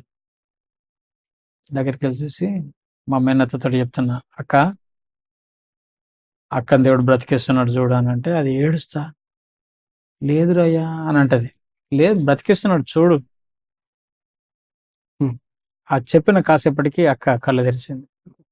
ఇలాగ నా జీవితంలో లైవ్గా నేను దగ్గర ఉండి చూసిన సందర్భాలు నా విశ్వాసంలో నన్ను పెంపొందింపజేసినప్పుడు, అంటే దేవుని పరిచర్యలో ముందు పరిచర్య కొరకు నా మనసు సిద్ధంగా ఉంది. కానీ కుటుంబ భారం అంతా నా మీద ఉండడాన్ని బట్టి నేను బోల్డ్గా పరిచర్యకు వెళ్ళడానికి అవకాశం లేదు. నేను ఏమనుకునేవాడినంటే, ఎంతసేపు సేవకులకు సపోర్ట్గా ఉంట తప్ప నేనే డైరెక్ట్గా పరిచర్య చేయొద్దు అని సేవకులకు నేను సహకారంగా ఉండేది. సేవకులు ఏ పని చెప్పినా చేయడానికి, వాళ్ళకి సహకారంగా ఉండడానికి అవైలబుల్గా ఉండేవాడిని. ఎప్పుడంటే అప్పుడు సంసిద్ధంగా ఉండేవాడిని. అట్లా కూడా దేవుడు నన్ను చర్చికి వెళ్ళేదన్నా, అంటే ఒక చర్చికి వెళ్ళేదా? చర్చికి వెళ్ళేది కంటిన్యూగా. చర్చ్ ప్రోగ్రామ్స్ ఎప్పుడు కూడా దూరం ఉండేవాడిని కాదు. కంటిన్యూగా చర్చెస్కి వెళ్ళేవాడిని, చర్చ్ యాక్టివిటీస్లలో ఉండేవాడిని, సేవకులకు సపోర్ట్గా ఉండేవాడిని. ఇలాగా ఉన్నప్పుడు చిన్నపిల్లల పరిచర్య కొరకు సిబిసి క్లాసెస్ అటెండ్ అవుతున్నప్పుడు దేవుడు నాతో సూటిగా మాట్లాడాడు విలాప గ్రంథాల్లో ఉన్న మాట ద్వారా. ఆయన ఏమంటాడంటే, రక్తవర్ణ వస్త్రాలు కలిగిన పిల్లలు వీధులలో అన్నం అడుగుతూ ఉన్నారు. వాళ్ళు ఆకటికి వాళ్ళ అంగిటి అంటుకొని పోయింది, వాళ్ళకి అన్నం పెట్టే వాళ్ళు ఎవరు అని చెప్పాను. షర్ట్ తీసి ఇట్లా మీరు పెడతారా అని ఇట్లా అడిగినప్పుడు లిటరల్గా నేను ఏడ్చి ఒకవైపు కుటుంబ భారం అంతా నా మీద ఉంది, రెండో వైపు దేవుడేమో ఇట్లా పిలుస్తున్నాడు, వాళ్ళకు అన్నం పెట్టే వాళ్ళు ఎవరు, చనిపోతున్నారయ్యా, నశించి నరకానికి వెళ్ళడానికి సిద్ధంగా ఉన్నారు, పట్టించుకునే వాళ్ళు లేరు, నువ్వు పెడతావా అని ఇట్లా షర్ట్ చూపించి అడిగినప్పుడు నా గుండె పగిలిపోయింది. ఆ మీటింగ్లో మా అక్కయ్య కూడా ఉంది, నేను కూడా ఉన్నా. ఏడ్చి ప్రార్థన చేసి ఒక చిన్న మాట ప్రార్థన చేసిన, ప్రభువా నీ చిత్తం అయితే నన్ను పట్టుకో. నాకు కష్టం బ్రదర్, ఆ ప్రార్థన చేయడం అంటే నాకు చాలా కష్టం. ఎందుకంటే ప్రభు వాడుకుంటే నా కుటుంబాన్ని పోషించేది ఎవరు? అమ్మ నా మీద డిపెండ్ అయి ఉంది, నాన్న నా మీద డిపెండ్ అయి ఉన్నాడు, అక్క ఫ్యామిలీ కూడా మా మీద ఆధారపడి ఉంది, తమ్ముళ్ళు స్టడీస్ ఎట్లా, ఫైనాన్షియల్గా అప్పటికి నాన్న పని అంతా పోయింది. ఈ భారం అంతా ఉన్నప్పుడు నన్ను వాడుకొని చేసే ఆ చిన్న ప్రార్థన అంత ఈజీ కాదు. కానీ నాకు అంత ఒత్తిడి ఉంది దేవుని పని పట్ల. ఒకవైపు ఒత్తిడి జరుగుతుంది, ఇంకొక వైపు ఫ్యామిలీ భారం అంతా నా మీద ఉంది. ఇది ఎట్లా అని చెప్పేసి నేను అనుకున్నప్పుడు మా అక్క కూడా నాకు హెల్ప్ చేసింది. లేదురా నాన్న, అని చెప్పి నాకు అదే చర్చలో మళ్ళీ మా అక్క నా దగ్గరికి వచ్చి నా ఏడుస్తూ అక్కతోటి చెప్పినప్పుడు దేవుడు నాతో మాట్లాడుతున్నాడు, అక్క నాకెందుకో ఏ ఉద్యోగం చేసినా తృప్తి లేదు, ఈ పరిస్థితి ఉంది అని సమర్పించుకున్నప్పుడు అక్క నాకు ప్రార్థన చేసింది. ఆమె కూడా అదే ప్రార్థన చేసింది, ప్రభు నీ చిత్తం అయితే వాడుకో. ఈ ప్రార్థన చేసినాము, చిన్నపిల్లల పరిచర్య చేస్తా ఉన్నా, కానీ ఫుల్ టైం మినిస్ట్రీస్కి మాత్రం అస్సలు రావట్లేదు. పని చేస్తున్నా, ప్రభు పని చేస్తున్నా, నా పోషణ కొరకు నేను ఉద్యోగాలు వెతుక్కుంటున్నా తప్ప పర్ఫెక్ట్గా సేవకైతే రావట్లేదు. ఈ టైంలో చిన్నపిల్లల పరిచర్య వెళ్ళే మందిరంలోనే నేను ఎక్కడైతే చదువుకున్నానో, నా స్టడీస్ చేసుకున్నానో అదే హాస్టల్కి నేను వార్డెన్గా వెళ్ళాను, హౌస్ పేరెంట్గా వెళ్ళి అక్కడ పరిచర్య చేయడానికి దేవుడు సాయం చేశాడు.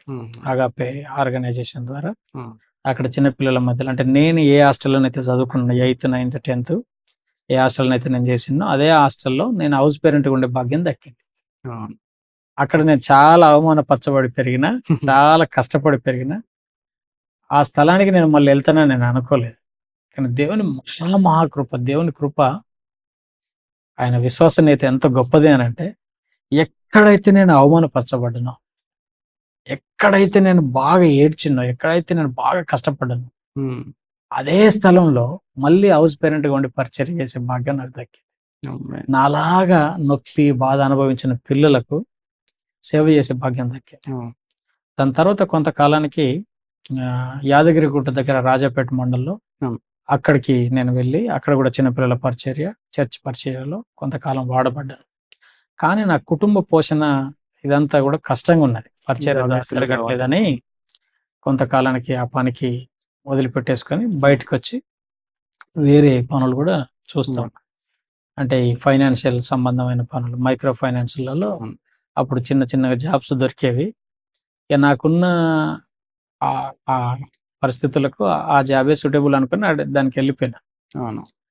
వెళ్ళిపోతే దాంట్లో జగిత్యాలలో కొంతకాలం, గోదరిఖండ్లో కొంతకాలం, తర్వాత ప్రజ్ఞాపూర్ గజ్వేల్లో కొంతకాలం ఆ పని చేస్తూ ఉన్నప్పుడు మా ఇంట్లో వాళ్ళు లేదు నువ్వు మ్యారేజ్ చేసుకుంటేనే నీకు కొన్ని ఇబ్బందులు దొరుకుతాయని వాళ్ళు మా అక్క ముఖ్యంగా ఈ ప్రస్తావన తీసుకుని వస్తే నాకు అస్సలు ఇష్టం లేదు, ఇంకా నా పరిస్థితులు ఏం సెటిల్ కాలేదు మ్యారేజ్ కొరకు అని చెప్పి నేనుంటే లేదు మీరు మ్యారేజ్ చేసుకుంటేనే కొన్ని సెటిల్ అవుతాయి అని చెప్పేసి ఈ తలంపు మా ఫ్యామిలీలో రావడం జరిగినప్పుడు సరే అనుకున్నాం.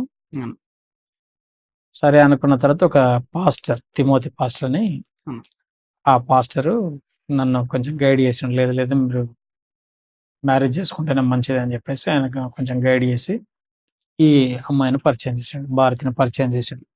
యాక్చువల్లీ భారతి వాళ్ళది మహారాష్ట్ర, తన స్టడీస్ కూడా మరాఠీ మీడియం. మీరు చెప్పండి అక్క, మీ గురించి, మీరు ఎక్కడ, మీరు చెప్పండి. చిన్నప్పటి నుండి మేము అన్యులమే.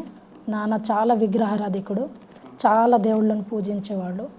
మహారాష్ట్రలో ఎన్ని పుణ్యక్షేత్రాలు ఉన్నాయో అక్కడికి అన్ని చోట తిరిగి వచ్చిండు మా నాన్న. అంత దేవుణ్ణి ఆరాధించేవాడు మా నాన్న. మాకు చిన్నప్పుడు యేసుక్రీస్తు ప్రభు ఎవరో ఏంటో మాకు తెలియదు. కొన్ని సంవత్సరాల తర్వాత మేము ఒక చోటకు ట్రాన్స్ఫర్ అయినాం. అక్కడ మా ఇంటి పక్కనే చర్చ్. అక్కడ చిన్నప్పటి నుండి ఆ పాటలు అవన్నీ మమ్మల్ని చాలా ఆకర్షించేటివి. కానీ మా నాన్నకు చాలా కోపం, దేవుడు అంటే చాలా కోపం. మా పాస్టర్ అమ్మ కనిపించే తిట్టేవాడు, చాలా తిట్టేవాడు వాళ్ళని. కానీ మాకు పిల్లలకి చాలా ఇష్టం ఉండేది. చర్చ్కు వెళ్తే మమ్మల్ని అసలు ఇంట్లోకి రానిచ్చేవాడు కాదు మా నాన్న, అలాంటి పరిస్థితి ఉండేది. అయితే మాకు ఇష్టం పడి మేము ఏం చేసేవాళ్ళం అంటే, పిల్లలం, అమ్మ నాన్న కాదు, మేము 4 అక్క చెల్లెళ్ళము, ఒక అన్నయ్య, పిల్లలము వెళ్ళేవాళ్ళము. సండే స్కూల్ అంటే చర్చ్కి చాలా దూరంగా సండే స్కూల్ చెప్పేవాళ్ళు పెద్ద అక్క వాళ్ళు. అయితే సండే స్కూల్కు నాన్నకు తెలియకుండా సండే స్కూల్కు వెళ్ళేదాన్ని. అక్కడ వాళ్ళు చెప్పే కథలు, వాళ్ళు నేర్పించే పాటలు, కంఠవాక్యాలు అవి నన్ను చాలా ఆకర్షించేటివి. మా నాన్నకు తెలియకుండానే సండే స్కూల్కు వెళ్ళి వచ్చేదాన్ని. ఇక మా నాన్నకి ఏమనిపించేది అంటే ఎక్కడనో ఆడుకొని వస్తుంది అలాగ అనుకునేవాడు. చర్చ్కు వెళ్ళలేదన్న తలంపుతో ఉండేవాడు. కానీ నేను ప్రతి సండే తప్పకుండా సండే స్కూల్కు వెళ్ళేదాన్ని. అలా చిన్నప్పుడే దేవుడు నాతో సండే స్కూల్ ద్వారా నన్ను నాతో మాట్లాడిండు, చాలా వేళ నాతో మాట్లాడిండు. అలా అలా నేను 13 సంవత్సరాల వరకు సండే స్కూల్కు వెళ్తేనే అలా దేవుని నా సొంత రక్షకునిగా సండే స్కూల్ ద్వారానే నమ్ముకున్నా. నాన్నకు తెలియదు. నాకు 14 సంవత్సరం వచ్చినప్పుడు నాన్న పేరాలసిస్ వచ్చి చనిపోయాడు. అంటే నాన్న ఏంటంటే పెద్దక్క వాళ్ళు ఫస్టే రక్షింపబడ్డారు. అక్కకు మ్యారేజ్ అయిపోయింది, అక్క రక్షింపబడ్డది, నాన్నకు ప్రాబ్లం లేదు. 3 అక్కయ్యలు, అన్నయ్య, నేను. మమ్మల్ని మాత్రము చర్చ్కు వెళ్ళనిచ్చేవాడు కాదు. మాకు ఇష్టము కానీ వెళ్ళనిచ్చేవాడు కాదు. నాన్నకు క్రైస్తవులు అంటే చాలా చిరాకు, వాళ్ళని అసలు ఇంటికి రానిచ్చేవాడు కాదు. కానీ చివరి పరిస్థితిలో చివరిగా చనిపోతే అనే మూమెంట్లో అసలు పెరాలసిస్ వచ్చి రావడం లేదు. అలాంటి పరిస్థితిలో పాస్టర్ అమ్మని ఇండియా మిషన్ చర్చ్ పాస్టర్ అయ్యని పిలిచి నా కోసం ప్రార్థించండి, ఇట్లా సలిగే ద్వారా ప్రార్థించండి అని చనిపోయే మూమెంట్లో సొంత రక్షకునిగా నమ్ముకొని మా నాన్న చనిపోవడం జరిగింది. దాని తర్వాత మేమందరము రక్షణలోకి వచ్చినాము. మా అమ్మ, అన్నయ్య, 2 అక్కలు, మేమందరము రక్షణలోకి రావడం జరిగింది. మీరిద్దరు కూడా పేరెంట్స్తో సంబంధం లేకుండా మీరే దేవుళ్ళకి రావడం. కొన్ని పరిస్థితులు అట్లా ప్యారలల్గా ఉన్నాయి. ఆమె లైఫ్లో, మా లైఫ్లో, మా నాన్న మరణంలో, వాళ్ళ నాన్న మరణంలో కూడా కొన్ని పోలికలు ఉన్నాయి. ఇది దేవుడే అట్లా జతపరిచిందని నేను అనుకుంటున్నాను. ఆమె కూడా ఏమనుకునేది అంటే సేవకు సహకారం చేస్తే తప్ప డైరెక్ట్ గా నేను సేవ చేయాలనే తలంపే ఆమె కూడా ఉండేదంట. యాక్చువల్లీ బైబిల్ ట్రైనింగ్కి వెళ్ళింది, నేను ఏ ట్రైనింగ్కి వెళ్ళలేదు యాక్చువల్లీ. కానీ తను బైబిల్ ట్రైనింగ్కి వెళ్ళిన అమ్మాయి బైబిల్ ట్రైనింగ్కి వెళ్ళింది, కానీ తన తలంపు అంతా అట్లా ఉండేదంట. అంటే సేవకు సహకరిస్తే తప్ప నేను ఎంప్లాయ్ చేసుకుంటా పెళ్లి అనే తలంపు ఆమెకు ఉండేది. అంటే ఎందుకు వెళ్ళాక బైబిల్ ట్రైనింగ్ ఎందుకు వెళ్ళారు మరి మీరు? అంటే మీరు మినిస్ట్రీ ఏం చేయరు కదా? అంటే నాన్న చనిపోయిన తర్వాత మా పరిస్థితి చాలా దారుణంగా ఉండే. నాన్న హాస్పిటల్లో అప్పు సమస్య అవన్నీ చాలా దారుణంగా ఉండే. తర్వాత నేను ఎక్కువ ఫ్యామిలీని చూసి చదువుకోలేను. 10th వరకు చదువుకున్నా, ఆపేసిన. ఇక ఏదన్నా చెయ్యాలి అన్న తలంపే నాకు ఉండేది. అన్నయ్య చాలా గారాబంగా పెరిగిండు. ఆయనకు పని అంటే తెలియదు, ఏదో ఒక వర్క్ చేయాలన్న తలంపే నాకు ఉంటే. అయితే అలాంటి పరిస్థితిలో నడిపక్కకు ఒక సంబంధం వచ్చింది. అక్కయ్య పాస్టర్, అక్క ట్రైనింగ్కి వెళ్ళింది నాగ్పూర్లో, కాప్రీ బైబిల్ స్కూల్ అని, అక్కడికి ట్రైనింగ్కి వెళ్ళింది. అక్కడికి వెళ్ళిన తర్వాత అక్కకు 1 year అయిపోయింది. తర్వాత అక్క నన్ను ప్రోత్సహించి రా నువ్వు ఇంకా ట్రైనింగ్ చేయని. అప్పుడు నేను అక్కడికి ట్రైనింగ్కి వెళ్ళడం జరిగింది. అయితే నేను ట్రైనింగ్కి వెళ్ళిన తర్వాత 3rd year అక్కలు ఉంటారు కదా, వాళ్ళకు టీచర్స్ ఏం చెప్పేవాళ్ళంటే, మీకు మ్యారేజ్ కోసం ఎలాంటి అబ్బాయి కావాలనో మీరు ఒక లిస్టులో రాసుకొని ప్రేయర్ చేయండి, దేవుడు మీకు తప్పకుండా అలాంటి క్వాలిటీస్ ఉన్న అబ్బాయిని దయచేస్తాడని వాళ్ళకి చెప్పేవాళ్ళు. నేను అప్పటికి చిన్నదాన్నే అయినా నేను అలాంటి ప్రేయర్ చేసుకునేదాన్ని. అవన్నీ క్వాలిటీస్ రాసుకొని ప్రేయర్ చేసేదాన్ని. కానీ నాకు ఒక్క ఆశ ఏంటంటే 18. అయితే పెద్దక్క వాళ్ళు చాలా సేవలో చాలా కష్టాలు వచ్చినాయి వాళ్ళకు. అవన్నీ చెప్తా ఉంటే నాకు భయము, అమ్మో పరిచర్య చేస్తే ఎన్ని ఇబ్బందులు, ఎన్ని ఇరుకులు వస్తాయి కదా, నా వల్ల కాదు. నేను ఏంటంటే సేవకులకు సపోర్ట్గా ఉండాలి, కానీ సేవకురాలుగానైతే ఉండొద్దన్న తలంపే నాకు ఫస్ట్ నుంచి ఉండేది. నేను అలాగే ప్రేయర్ చేసుకునేదాన్ని, అలాగే లిస్ట్ రాసి నేను ప్రేయర్ చేసేదాన్ని. మళ్ళీ ఏదేదైతే నేను ప్రేయర్ చేసుకున్నానో అలాంటి క్వాలిటీస్ ఉన్న అబ్బాయినే దేవుడు నాకు దయచేసిండు. అంటే మీరు ఇమాజిన్ చేయండి, అర్థం చేసుకోండి. కరెక్ట్ మా మ్యారేజ్ టైంలో నేను ఎంప్లాయీగా ఉన్నా. ఈ అమ్మాయి ఏమని ప్రార్థన చేస్తున్నా అంటే, ఎంప్లాయీగా ఉన్న వ్యక్తి నాకు భర్తగా ఉన్నా. నేను ప్రైవేట్గా ఎంప్లాయీగా ఉన్నా.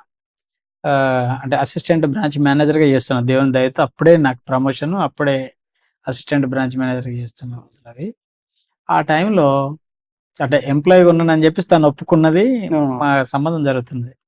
మా మ్యారేజ్ సాక్ష్యం కొంచెం గమ్మత్తుగా ఉంటుంది. అయితే మేము చాలా కటిక పేదరికంలో నుంచి వస్తున్నాం నాన్న చనిపోయిన తర్వాత. అయితే వీళ్ళం మహారాష్ట్ర, మేము బెల్లంపల్లి నుంచి అక్కడికి వెళ్ళాలి. సింగరేణి ట్రైన్ మిస్ అయింది. గోరఖ్పూర్ ఎక్స్ప్రెస్ దొరికింది మాకు. దాంట్లో మాతో పాటుగా కొంతమంది సేవకులు కూడా వస్తున్నారు. నా దగ్గర ఎంతవరకు డబ్బులు ఉన్నాయనంటే ఓన్లీ ట్రావెల్స్, అంటే ట్రైన్ ట్రావెల్స్ సరిపడా డబ్బులు మాత్రమే నా వెంట ఉన్నాయి, అంతకు మించిన డబ్బులు లేవు. అయితే అదేమైందంటే మేము అంటే ఎక్స్‌ప్రెస్ ట్రైన్ గనక అవును. మేము ఎక్కడున్న జనరల్ బోగీలలో ఎక్కువుండాలి. హ్మ్. మాతోటి లేడీస్ గూడా ఉండడాన్ని బట్టి ఏం చేసినామంటే గబుక్కున రిజర్వేషన్ బోగీలలోకి హ్మ్. ఎక్కేసినాం. హుహు. ఎక్కినాం. కాగజ్ నగర్ క్రాస్ అయిపోయింది. క్రాస్ అయిపోయిన తర్వాత టీటీ గారొచ్చి టికెట్స్ అని అడిగితే నాకే చూపించారు మా వాళ్ళంతా. నేను తీసి ఆయనకి టికెట్స్ ఇస్తే ఆయన తీసుకొని మీరు ఫైన్ కావాలి బాబు అని చెప్పి నా జేబులో ఎంత అమౌంట్ ఉందో అంత అమౌంట్ కంటే ఎక్కువ రాసిండు ఆయన హ్మ్. ఫైన్. నేను అప్పటికి ఆయన ఇంగ్లీష్లో మాట్లాడుతున్నాడు. నేను కూడా నాకు వచ్చి రాని ఇంగ్లీష్ తోటి నేను కూడా ట్రై చేస్తున్నా. ఆహ్, సార్ ఇది లేడీస్ ఉండడాన్ని బట్టి మేము గబుక్కున వచ్చేసినాము. మేము మారిపోతామండి అని అంటే నెక్స్ట్ వచ్చేది బల్లర్షనే బాబు ఇంకెక్కడ అవుతుంది ఇది? మీరు ఎక్కాలి మీరు దిగాల్సిన స్టేజ్‌కి వచ్చేస్తున్నారు ఆల్రెడీ. హ్మ్. మీరు ఫైన్ కట్టాల్సిందే. నా దగ్గర గాని మీరు ఫైన్ కట్టకపోతే మీరు స్టేషన్‌లో ఇంకా డబ్బులు కట్టాల్సి ఉంటది. జాగ్రత్త అని చెప్పేసి ఆయన వార్నింగ్ ఇచ్చేసి వెళ్ళిపోతున్నాడు ఆయన చెక్ చేస్తూ. అవును. వెళ్ళిపోతా ఉంటే నేను ఆయన బ్రతిమలాడుకుంటూ చాలా దూరం ఆయనను వెంట వెళ్ళిన సార్ ప్లీజ్ అండి. Extremely sorry. మేము అంటే వెళ్ళాల్సి ఉండే మాకు తెలియదు. లేడీస్ ఉన్న కారణాన్ని బట్టి మేము వెళ్ళలేకపోయినాం. సారీ అండి అని చెప్పేసి నేను ఎంత రిక్వెస్ట్ చేసినా ఆయన వినట్లేదు. ఫైన్ అంటున్నాడు. నా మనసులో ఒక ఆందోళన స్టార్ట్ అయింది. నాతోటొచ్చిన గెస్టులు వాళ్ళంతా పెద్దవాళ్ళు. హ్మ్. అమ్మా, నాన్న అంటే నాన్న లేని కారణాన్ని బట్టి నన్ను ప్రేమించి పాస్టర్స్ వస్తున్నారు. కొంతమంది పెద్దవాళ్ళొస్తున్నారు. హ్మ్. ఒక ఎంపీటీసీ గూడా ఒక పొలిటికల్ లీడర్ గూడా నాతోటున్నాడు. ఇలాంటి వాళ్ళ ముందు ఈ శిక్షలు, ఈ ఫైన్‌లు కట్టడాలు ఇవన్నీ ఉంటే ఎంత చెడ్డగుంటది. అవును. ఇది మర్యాదగా ఉండదు గదా! వాళ్ళకి గూడా మర్యాదగా అనిపించదు హ్మ్. గదా! అని జెప్పి నేను ఆయన వెనకాలెళ్ళి ఎంత బ్రతిమిలాడినా నన్ను వినట్లేదు. వినకపోతే నాకు సడెన్‌గా భక్త సింగయ్య గారి జీవితంలో జరిగిన ఒక సంఘటన నాకు జ్ఞాపకం వచ్చింది. హ్మ్. అదే ట్రైన్‌లో ప్రార్థన చేసుకున్నా. ప్రభువా! ఏ అమ్మాయినైతే నేను చూడ్డానికి వెళ్తున్నానో, ఆ అమ్మాయే నువ్వు గాని నాకు నీ సంకల్పంలో ఏర్పాటు చేసిన నా భాగస్వామి అయితే, హ్మ్. ఈ ట్రైన్ మాణిక్గఢ్ స్టేషన్‌లో ఆగేలాగా సాయం చేయండి. హ్మ్. ఎందుకంటే నెక్స్ట్ ఎళ్తే బల్లర్షికెళ్తే ఆ! మేము పట్టబడతాం. పెద్ద అవును. సమస్య అయితది. హ్మ్. టికెట్స్ తీసుకొని గూడా మేము ఫైన్ కట్టాల్సిన పరిస్థితి ఉన్నది ప్రభు. ఇది అవమానం. హ్మ్. నాతో పాటు పెద్దవాళ్ళున్నారు. నాకొక సూచన గూడా అడుగుతున్నా నేను ఆ ట్రైన్‌లోనే. ఈ ఈ అమ్మాయే గనక నీ చిత్తానుసారంగా నాకు భాగస్వామిగా మీరిచ్చే అమ్మాయి అయితే, నేనామెను చూడలేదింకా. అవును. ఆమె అందంగా ఉంటదా? హైలీ ఎడ్యుకేటెడా? బ్రిలియంటా? ఇవన్నీ నాకేం సంబంధం లేదు. నీ చిత్తానుసారంలో ఏర్పాటైన అమ్మాయి అయితే, హ్మ్. ఈ ట్రైన్ మాణిక్గఢ్ స్టేషన్‌లో ఆగేలాగా సాయం చేయండి అని ప్రార్థన చేసినా. అవును. ప్రార్థన చేసి మళ్ళీ రిటర్న్ పరిగెత్తుకొని మా వాళ్ళంతా కూర్చున్న దగ్గరికి వస్తున్నా నేను. మాణిక్గఢ్ స్టేషన్ వస్తున్నది అవును. అని చెప్పి అక్కడికి ఆ పాస్టర్ గారున్నారు, ఎంపీటీసీ గారున్నారు, ఇంకా మా రిలేటివ్స్ ఉన్నారు. మాణిక్గఢ్ స్టేషన్‌లో ట్రైన్ ఆగుతది దిగుదామని నేను అంటున్నా. అంటే నన్ను చూసి నవ్విండ్రు. నవ్వి "అరేయ్ పిచ్చోడా! హ్మ్. ఇది గోరఖ్‌పూర్ ఎక్స్‌ప్రెస్. గోరఖ్‌పూర్ ఎక్స్‌ప్రెస్ ఎప్పుడు కూడా మాణిక్గఢ్ స్టేషన్‌లో ఆగదు. బల్లర్షికెళ్తది నాన్న. బల్లర్షి నుంచి మళ్ళా మనం రిటర్న్ రావాలి" అని అంటున్నారాళ్ళు. నేను ఆల్రెడీ దేవుని చేత కన్ఫర్మ్ చేయబడ్డా గదా! లేదు లేదు ఇది మాణిక్గఢ్ స్టేషన్‌లో ఆగుతది రండి అని నేను అంటున్నా. హ్మ్. అంటే వినరాళ్ళు. హ్మ్. మాణిక్గఢ్ స్టేషన్ చాలా చిన్నది. ప్లాట్‌ఫార్మ్ అనేది చాలా చిన్నది.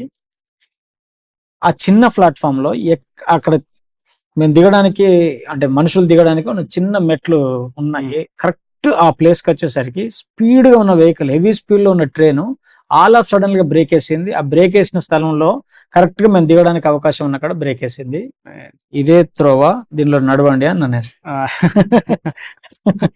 ఇదే త్రోవ దీనిలో నడవండి అనంటే ఆ ఎంపీటీస్ అన్న, ఈ పాస్టర్ అన్న వీళ్ళంతా నవ్వుతున్నారు. ఏంది నీ విశ్వాసం అని అన్న తర్వాత మా అక్క కొంచెం ఆత్మీయంగా ఉంటది. మా అక్కని దగ్గరికి వెళ్లి చెప్పినాక నేను ఇట్లా ప్రార్థన చేసుకున్నా. నాకెందుకో ఆ అమ్మాయిని చూడలేదు గానీ, ఇక్కడ ట్రైన్ ఆగితే నీ చిత్తం అని నేను అనుకున్నప్పుడు దేవుడు ట్రైన్ ఆపిండు. ఆటోలో కూర్చున్నాం. అందరం వెళ్ళిపోయినాం. ఇక మా వాళ్ళు కట్నాల గురించి మాట్లాడుతున్నారు. నేనన్నా రూపాయి కట్నం అవసరం లేదు. ఆల్రెడీ దేవుడు నాకు ఆల్రెడీ కన్ఫర్మ్ కమిట్మెంట్ అయిపోయింది. ఉన్నది అని చెప్తే మా వాళ్ళు వినరు. వినక మా వాళ్ళు మాట్లాడుతున్నారు. అటు భారతి వాళ్ళ పేరెంట్స్ మాట్లాడుతున్నారు. ఇదంతా జరుగుతుంటే వాళ్ళ పాస్టర్ గారు వచ్చి అన్నారు, "మీరు ఇప్పుడే తొందరపడకండి. ప్రార్థన చేద్దాం. దేవుడే గైడెన్స్ ఇస్తాడన్నప్పుడు" ఆ మాట మా మనసులో కూర్చున్నది. అవును. మా అక్కతోటి చెప్పిన నేను. హ్మ్. "అక్కయ్య నా కమిట్మెంట్ ఇది. అమ్మాయిని చూడకముందే నేను కన్ఫర్మ్ అయినా. ఆ అమ్మాయి హ్మ్. నా భాగస్వామి అనేది దేవుడు నాకు బయలుపరిచిండు. మీరు కట్నం విషయంలో, ఇంకా దేని విషయంలో ఇది తొందర చేయకండి. దయచేసి మీరు ఏదున్నా సమాధానంగా చేయడానికి ఆలోచన చేయండి అన్నప్పుడు అవును. దేవుడు ఇచ్చిండు. వెరీ సూటబుల్ అవును. వెజల్గా దేవుడు నాకు దేవుని ప్రణాళిక కాబట్టి. దేవుని అంటే ఇది దేవుని ప్రణాళిక. అవును. మా కుటుంబాన్ని ఎంతో ప్రాణంగా ప్రేమించే అమ్మాయిని దేవుడు నాకు భాగస్వామికి ఇచ్చిండు. అవును. అప్పటికి మా తమ్ముళ్ళు ఇద్దరు కూడా చిన్న పిల్లలుగా ఉండ్రి. మన పిల్లలు అనే తమ్ముళ్ళను ప్రేమించే మనసు, తర్వాత మా అమ్మను అత్తమ్మ అనక అమ్మ అని పిలిచే ఒక మంచి స్వభావాన్ని దేవుడు నా భార్యకి ఇచ్చిండు. అవును. నా కుటుంబాన్ని తన కుటుంబంగానే ప్రేమించింది. మా కుటుంబం అందరిలో కూడా నాకంటే ఎక్కువ గౌరవాన్ని కూడా పొందింది ఆమె. చాలా మంచిగా చూసుకున్న అమ్మాయి. ఆ తర్వాత మా మ్యారేజ్ అయిన తర్వాత చాలా తక్కువ టైంలోనే దేవుడు నాతో మాట్లాడుతున్నాడు. మీరు అప్పటికి జాబ్ అనేది తెలుసు, జాబ్ చేస్తున్నాను నేను, ఆ. ఆల్రెడీ జాబ్ చేస్తున్నా. జాబ్ అనేది జాబ్ తెలుస్తాను. కాబట్టి అప్పుడు మ్యారేజ్ మ్యారేజ్ చేసుకున్నా అంటే తన ప్రార్థన అట్లా ఉన్నది కనుక దేవుడు నన్ను అట్లా డైరెక్షన్ చేసిండేమో నాకు తెలియదు. తను ఎప్పటి నుండో విశ్వాసంతో చిట్టీలు రాసి ప్రార్థన చేస్తున్నాను. ఎంప్లాయ్ కావాలని. దేవుడేమో ఆమెను సేవకు వాడుకోవాలని, నన్ను సేవకు వాడుకోవాలని దేవుని ప్లాన్ కావచ్చు. కానీ ఆయన ప్లాన్కు వ్యతిరేకంగానే ప్రార్థన జరిగిందేమో తెలియదు. ఆ టైంలో నేను డ్యూటీకి వెళ్ళి వచ్చిన. ఆ రోజుల్లో మైక్రో ఫైనాన్స్లలో కొన్ని చాలా భయంకరమైన సంఘటనలు జరుగుతూ ఉన్నాయి. న్యూస్లో భయంకరంగా వస్తూ ఉన్నాయి. కొన్ని సంఘటనలు నన్ను బాగా కదిల్చి వేసినాయి. ఆ రోజు కదిల్చేసినాయి. దేవుని ఒత్తిడి ఎక్కువైతే ఉంది హృదయంలో. మ్యారేజ్ అయింది, అప్పటికి తమ్ముళ్ళు, అమ్మ ఈ మాత్రమే బాధ్యత. ఇప్పుడు ఇంకా స్పెషల్గా ఇప్పుడు నా మీద ఆధారపడి ఇంకొక అమ్మాయి వచ్చింది.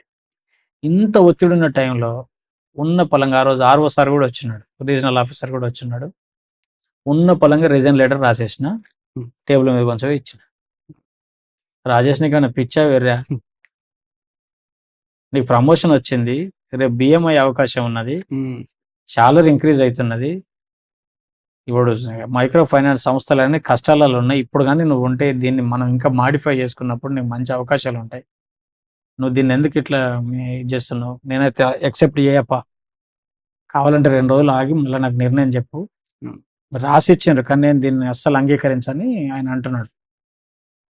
లేదంటే మీరు అంగీకరించాల్సిందే, నా నిర్ణయంలో మార్పు ఏం లేదు అని ఉన్న పలంగా రీజన్ ఇచ్చేసి వచ్చేసిన. వచ్చిన తర్వాత భారతితో షేర్ చేసుకున్నా. చిన్నారి నేను ఇట్లా రీజన్ ఇచ్చేసినానంటే, అయ్యయ్యో ఇన్ని రోజులు అంటే మీరు నా నలుగురేనండి, ఇప్పుడు నేను 5వ వ్యక్తిగా మీకు జాయిన్ అయిపోయినా, మీరు ఎట్లా రీజన్ ఇస్తున్నారనంటే నేను చెప్పినప్పుడు ఆమెకు నా పిలుపు ఇది, నా దర్శనం ఇది, నా విజన్ ఇదిరా అన్నప్పుడు తను కూడా ప్రార్థన చేసుకొని చెప్పింది ఏమన్నదంటే, మీ నిర్ణయం నా నిర్ణయం అండి అనండి. మరి ఎంప్లాయీగా ఉండాలన్న తలంపు నీకుండే కదా ఎట్లా అనంటే, నాకేం బాధ లేదండి, మీతో నా జీవితం స్టార్ట్ అయిన తర్వాత నాకు ఒక నమ్మకం ఉంది, మీరు ఎలాగైనా నాకేమి అంటే లోటు రానియరని నాకు అర్థమైంది. ఎన్ని సంవత్సరాల కన్నా అంటే సేమ్ మ్యారేజ్ అయిన కొత్తలో అదే ఇయర్ లో 1 వీక్ లోనే రిజైన్ ఇచ్చేసిన. 1 వీక్ లో మీకు నమ్మకం వచ్చేసింది. ఓపెన్ గా చెప్పింది ఆమె, ఓపెన్ హార్టెడ్ గా ఆమె నాకు ఫుల్ పర్మిషన్. అప్పుడు మేమిద్దరం ప్రార్థన చేసుకున్నాం, ప్రభు మరి ఏంది మా పరిస్థితి అని ప్రార్థన చేసుకొని అట్లా మేము పరిచర్యకి రావాల్సి వచ్చింది. పరిచర్యకి అప్పుడు మేము అడుగులు వేసినాం, అంటే ఫుల్ టైం మినిస్ట్రీస్కి. అంతకుముందు నేను మామూలుగా పరిచర్య చేసిన, పిల్లల పరిచర్యలు ఉన్నా కానీ ఫుల్ టైం మినిస్ట్రీస్కి అప్పటి నుండి మేము స్టార్ట్ అయినాం. అంటే దేవుని పిలుపును మీరు చూసిందా, లేకపోతే మీరు చూసినాం? దేవుని పిలుపు అంటే దేవుని పిలుపు నన్ను చాలా ఒత్తిడి చేసేది. చాలా సార్లు ఒత్తిడి చేయబడ్డా నేను,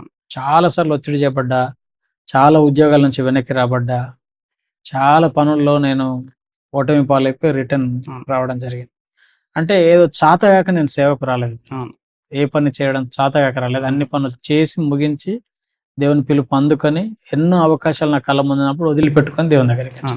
మీరున్న ఏరియా కొంచెం భయంకరంగా ఉంటుంది కాబట్టి మీరు విలేజ్కి వెళ్ళి పరిచయం చేసేటప్పుడు ఎదుర్కొన్న సమస్యలు ఎట్లుంటాయి, వాళ్ళు పెడుతున్న ఇబ్బందులను బట్టి మీ సేవకి ఎందుకు కష్టం అనిపించిందా? అక్కడ జంతువులు దాడి చేయొచ్చు, మనుషుల వల్ల కూడా మాకు ప్రమాదం జరగచ్చు. జాబ్ ఉన్న వ్యక్తిని పెళ్లి చేసుకోవాలనుకున్నారు కదా, మ్యారేజ్ చేసుకున్న తర్వాత సేవలకు వచ్చింది కదా, అప్పుడు మీకు మీ అనుభవం ఏంటిది, మీరు ఎట్లా ఫీల్ అయ్యారు? మ్యారేజ్కి ఎప్పుడైతే గిఫ్ట్స్ వచ్చినాయో అవే ఉన్నాయి.